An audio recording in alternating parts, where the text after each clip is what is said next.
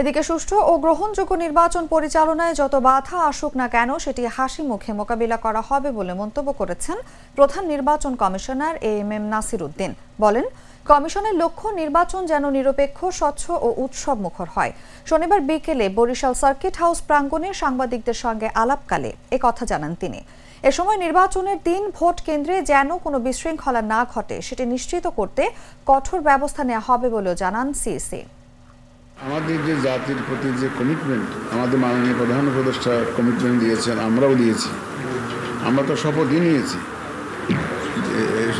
এবং শপথের দিন আমি বলেছিলাম যে আমি একটা free, fair and credible election জাতিকে উপহার দিতে চাই। আমার সেই শপথে অটল আছে, আমার নির্বাচন কমিশনে অটল আছে এবং সেই লক্ষ্যে আমরা কাজ করে যাচ্ছি।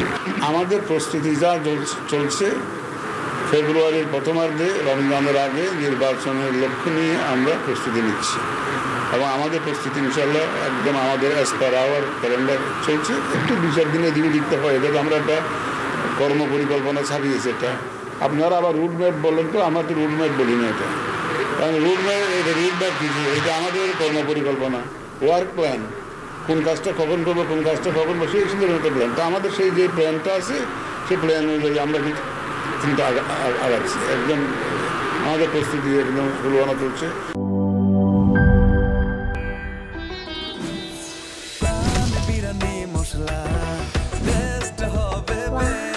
প্রাণ বিরিয়ানি মশলা, টেস্ট হবে বেস্ট। প্রাণ, জীবনের স্বাদ।